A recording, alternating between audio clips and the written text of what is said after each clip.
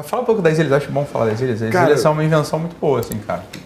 A ideia das ilhas é o seguinte, a gente tem muita... Mas é bom mesmo, né, das ilhas. Sim, eu acompanho, eu tô por dentro, eu gosto muito, eu acho muito legal. A ideia é a seguinte, assim, nosso dia a dia ele é muito imprevisível. Né? Sei lá, a gente vai lá, quando você atendia, né, a gente vai lá atender 8 horas por dia. Você nunca sabe como o paciente vai chegar para você. Pode ser um paciente tranquilo e estável, mas pode ser um cara com risco de suicídio, com depressão. Imagina 8 horas do seu dia você ficar escutando sobre depressão, ansiedade, né, coisas assim. E os desafios das pessoas aí em casa, no trabalho, um problema e tal. Então tem várias horas do nosso dia que a gente não tem como controlar aquilo ali. Né? Sim. Então a gente vai recebendo muito estresse através da imprevisibilidade. Então, em tese, o nosso dia é um mar de instabilidade. Então a ideia das ilhas é, nesse mar de instabilidade, eu vou acrescentar ilhas de estabilidade, que seriam hábitos que trazem estabilidade para o seu dia. E aí os hábitos básicos são 6, né? Oração, atividade física, beleza e ordem, que inclusive beleza foi uma ideia do Ítalo, né? Quando você falava lá nos atendimentos, que entre um atendimento e outro você contemplava obras de arte, né? Eu retocava maquiagem também.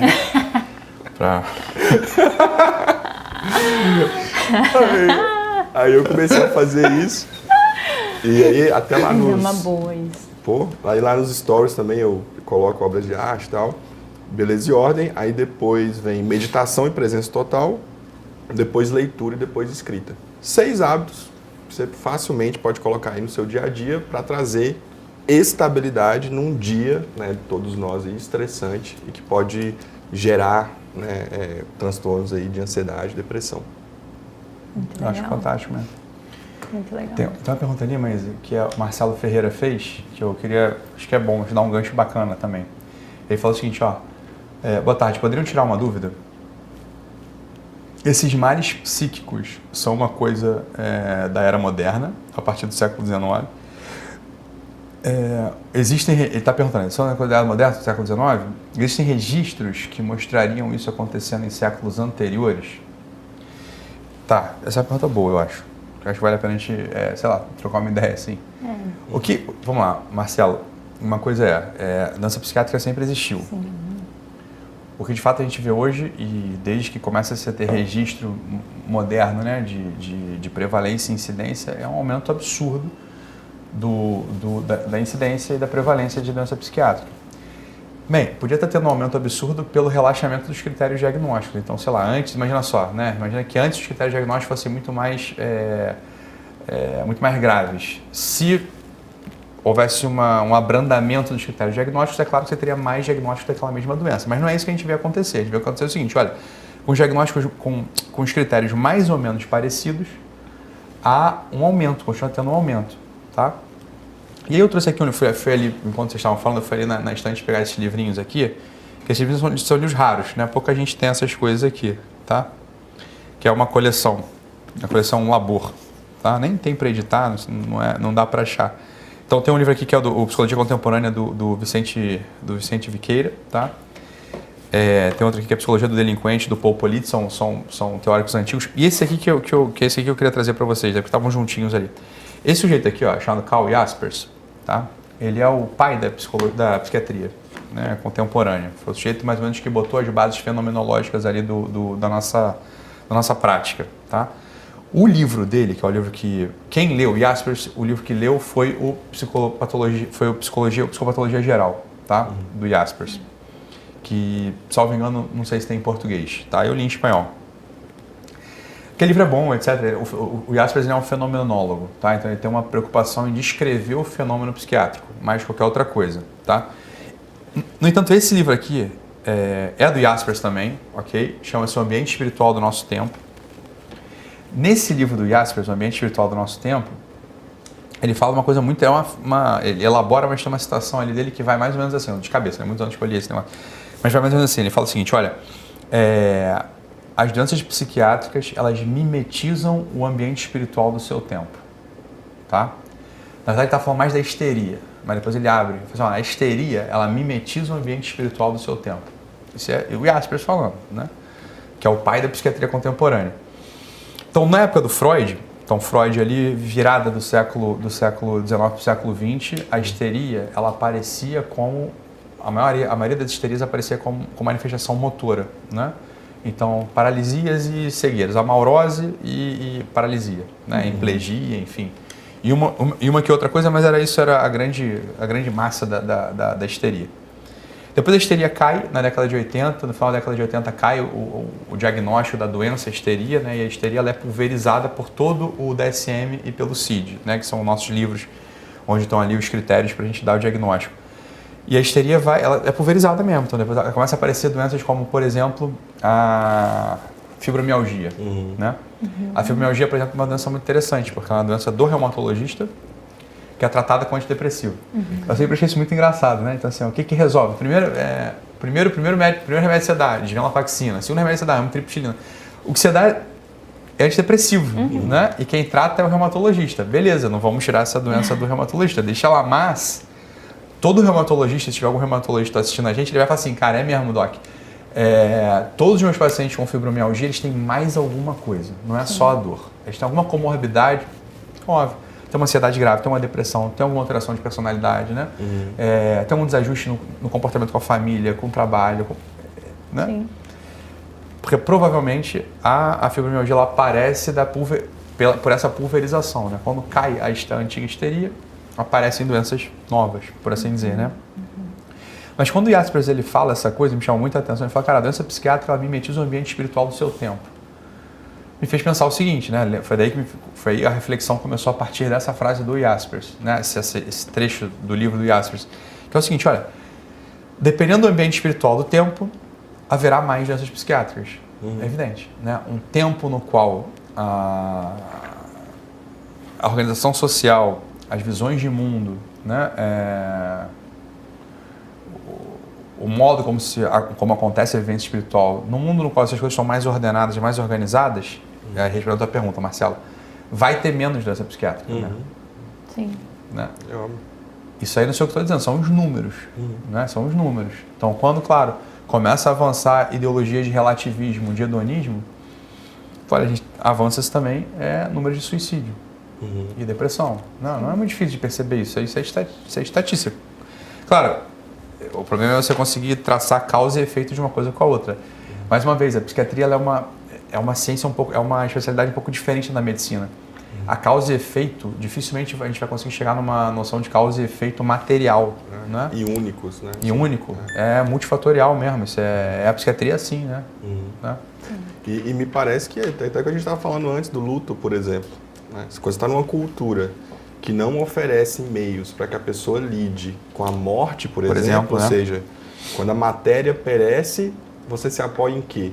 Exato. Então, num tempo materialista, você fica sem recurso algum. Aí você usa recursos materialistas. Aí você dá um remédio, a pessoa não tem a consolidação da memória do período do luto, aí faz uma confabulação depois para você resolver isso depois. Né? É bem mais difícil. É bem mais difícil. Ou então, outra coisa que eu estou percebendo muito, a ansiedade, a base fisiopatológica dela é a percepção de ameaça, certo? Então, a gente tem uma região específica, a amígdala, né, que é responsável por identificar uma ameaça. Só que o nosso cérebro, ele não identifica muito assim quando a ameaça está muito próxima ou quando ela é uma ameaça geral. Né? E aí, hoje, a gente tem essa coisinha aqui, né, que se acontecer uma tragédia na China agora, no meu celular vão chegar... Não é que vai chegar notícia. A notícia já seria um problema também, porque você fica imaginando como é que seria. Mas vão chegar imagens de um terremoto, de uma criança sendo... Teve um dia aí que recentemente teve um terremoto em algum lugar, foi Turquia, alguma coisa assim. A imagem de um pai com um filho, aí eu vi aquela imagem, desenterrando o pai morto com o filho vivo, ele tendo protegido. Aí, imediatamente, por mecanismo de projeção e empatia, eu fiquei me imaginando com minhas filhas, alguma coisa desse tipo acontecendo. O meu cérebro não sabe que aquilo não foi comigo. E isso eu estou falando de um vídeo de 50 segundos. A quantos desses eu não sou exposto todos os dias? Então, a chance da gente desenvolver, da gente acumulando isso, em desenvolver transtorno de ansiedade para quem já tem o gene da ansiedade, ou para quem já tem o traço de personalidade do neuroticismo, né? Aí você vai juntando uma série de... E para quem já tem um ambiente de trabalho estressante, aí você junta isso tudo. Aí vai ser raro quem não vai ter. Posso fazer um parênteses rapidinho aqui, só para me comparecer dos nossos colegas psicólogos, no fundo, né? Porque é muito curioso isso, né? Nossos psicólogos no Brasil, nesse preciso momento, eles estão sob ataque. Sim. Do conselho, que está indo na contramão. O conselho de psicologia no Brasil, que não tem a ver comigo, né? Porque a gente não é psicólogo, a gente é médico, ele está na contramão do que o mundo está fazendo. Então a gente, enquanto psiquiatra, olha que coisa curiosa, né, cara? Apesar da psiquiatria, ela está inscrita dentro da medicina, e a medicina tratar justamente das questões da matéria, né? E a psicologia deveria ser outra coisa. A psicologia está tratando de uma outra coisa. A psicologia não está tratando das questões da matéria, mas das questões da transcendência do sujeito. Não é isso? Seja uma transcendência baixa, de resposta quase que imediata a estímulos ambientais, seja uma transcendência muito alta, ou seja, um homem diante do seu destino último. Esse é o grande campo da psicologia, ou deveria ser o grande campo da psicologia, né?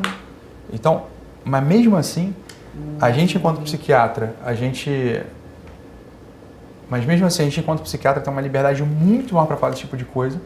Porque, por exemplo, a World Psychiatrist Association, né, a Associação Mundial de Psiquiatria, tem lá dentro dela uma divisão, que é a divisão 36, que é psiquiatria e espiritualidade. Sim. Exato.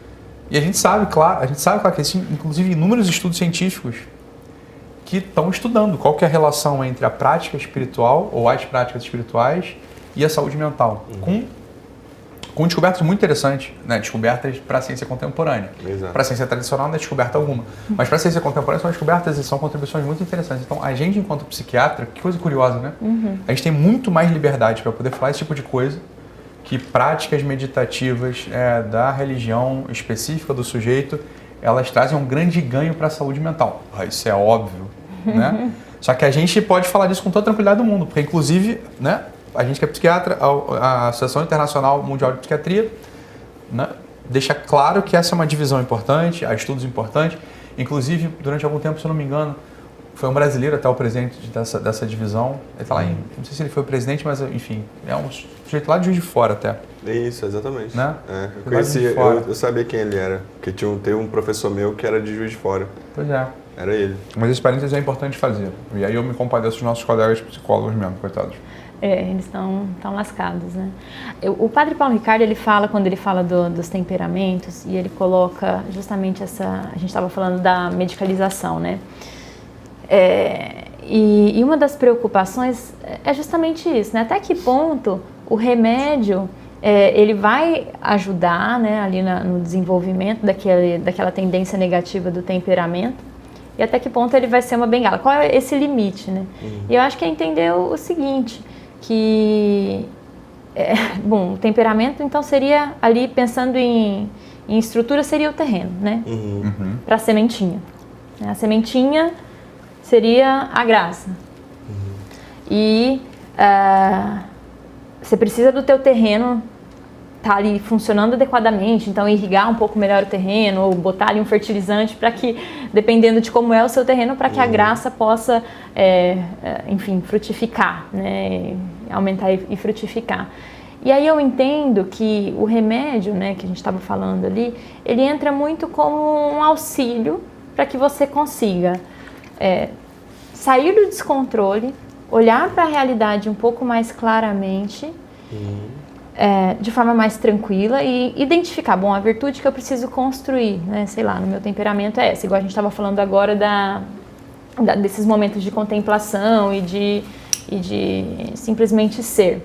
Então, sei lá, um sanguíneo que está totalmente disperso e por conta, vamos pensar em ansiedade. A ansiedade também leva a dispersão e falta de concentração. Talvez ele inicialmente precise ali de um ISRS, de um antidepressivo, para acalmar um pouco a ansiedade e ele conseguir, por exemplo, realizar esse exercício que de fato é meditativo ali e contemplativo e que vai fazer com que essa graça frutifique. É entender que não dá para substituir uma coisa pela outra, né? Então, a natureza, a gente vive num certo naturalismo, né? Como se tudo fosse natureza, né? Como se tudo fosse muito automático. E é entender que às vezes, né, a própria medicação ela vem como uma tentativa de fugir à cruz. E o desenvolver de virtudes é doloroso, né? Eu só vou conseguir, por exemplo, me tornar uma mãe mais paciente se durante meses eu ficar vendo meu filho negando comida, que não quer aquilo naquele dia. Então é um exercício doloroso, é um exercício de um certo sacrifício, né? Inicialmente, depois você acostuma. Mas enfim, toda virtude para ser desenvolvida, ela precisa dessa cruz. Então é entender que sim, a medicação ela vai me ajudar a acalmar os ânimos, para eu ter essa visão mais clara da realidade e conseguir, por exemplo, ter esse exercício de ficar ali 1 hora simplesmente sendo e contemplando a verdade. Enfim. Cara, olha que interessante, mas você está falando aí até talvez facilite aí para o pessoal identificar onde que entra cada coisa, né? Então, vamos pegar o exemplo do temperamento sanguíneo e mais a principal dificuldade seria a dispersão. Se essa dispersão tiver vindo do transtorno de ansiedade, vai ser uma dispersão provocada pelo medo. Aquela expectativa ansiosa, né, que o quadro de ansiedade patológico causa, de a qualquer momento pode acontecer alguma coisa ameaçadora ou de ruim. Então a pessoa está dispersa porque ela está hipervigil e hipotenaz. Isso então aí uma medicação, por exemplo, ajudaria. Agora, se o sanguíneo está disperso por conta de um domínio do apetite concupiscível, que é aquele apetite por coisas, pelos bens próximos, né, ou fáceis. Então, sei lá, olha para um pão de queijo, olha para uma picanha, sei lá, fica vendo vídeo de carro bonito no Instagram. Então, assim, a pessoa, se ela tiver uma autoanálise calma e tranquila, ela vai perceber, eu estou disperso, porque eu estou sob o efeito de um temor infundado, e aí eu estou diante de um quadro psiquiátrico, ou eu estou disperso porque o meu concupiscível está solto e se me dá vontade de ir para o Instagram, na hora que eu estou estudando, eu pego e simplesmente vou e fico alimentando isso. Aí a gente entraria no território da virtude e de entender, assim, sanguíneo, eu sempre falo, sanguíneo é ar. Então, esse ar tende a vagar aleatoriamente. Então, o que a gente tem que fazer? A gente tem que voluntariamente... A gente não, né? Que eu não sou sanguíneo. A gente é muita gente, né? A gente não. Os sanguíneos têm que escolher... Eu falo que ele tem que escolher uma espécie de tubulação. Ele tem que escolher limites. Ele voluntariamente, ele tem que construir uma tubulação para pelo menos ele variar dentro daquilo ali. Sim. Né?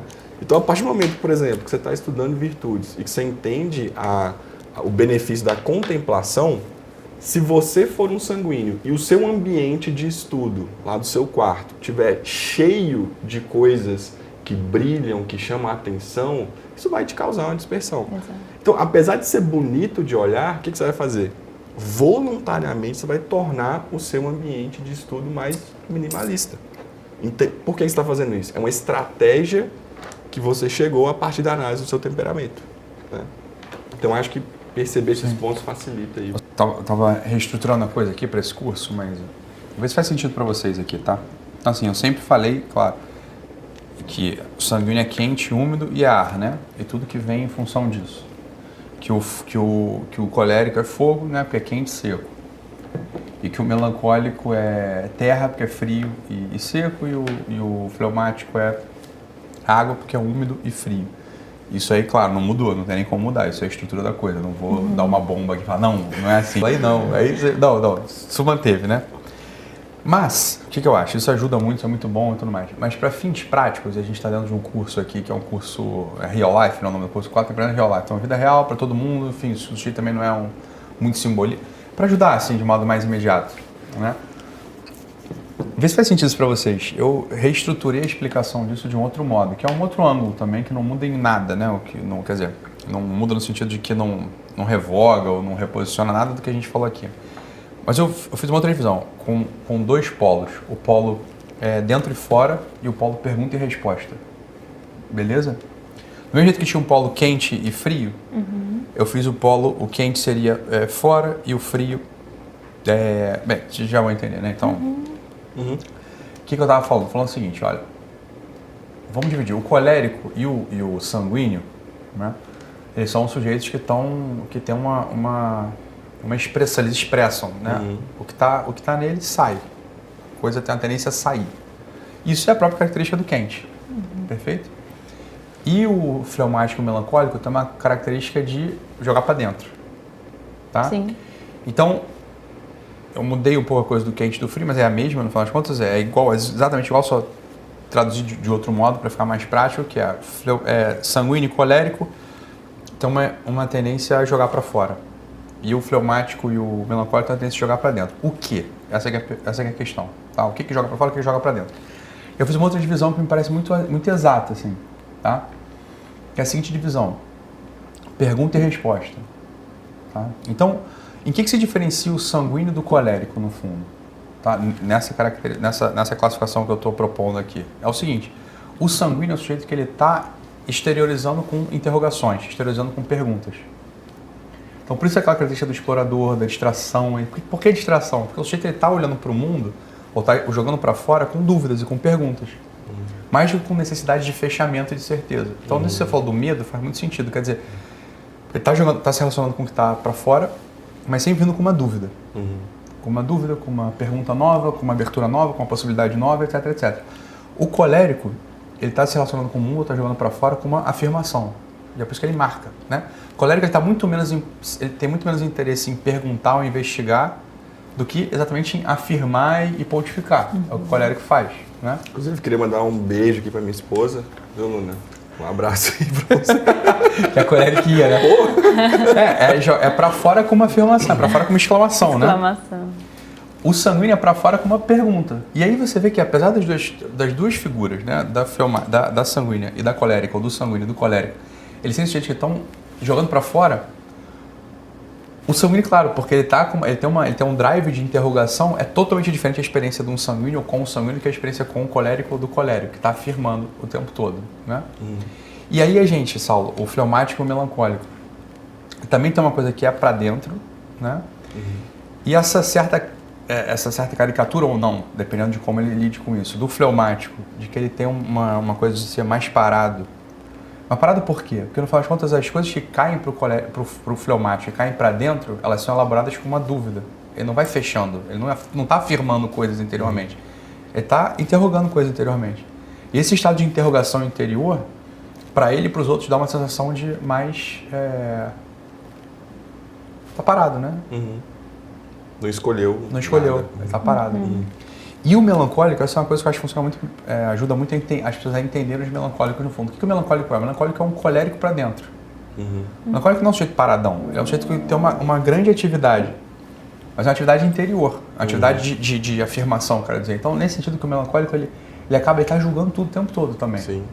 E está criando universos que, se ele não for uma pessoa aberta, não for uma pessoa dócil, não for uma pessoa que tenha bons amigos, é muito difícil mexer no melancólico. Por quê? Porque quando te aparece um melancólico, ele já tem um universo de certezas e de afirmações interior que ele mesmo já esqueceu, né? E está movendo ele está sendo movido por aquilo, está se movendo naquilo, sem a necessidade de botar para fora, mas com uma atividade muito semelhante do colérico.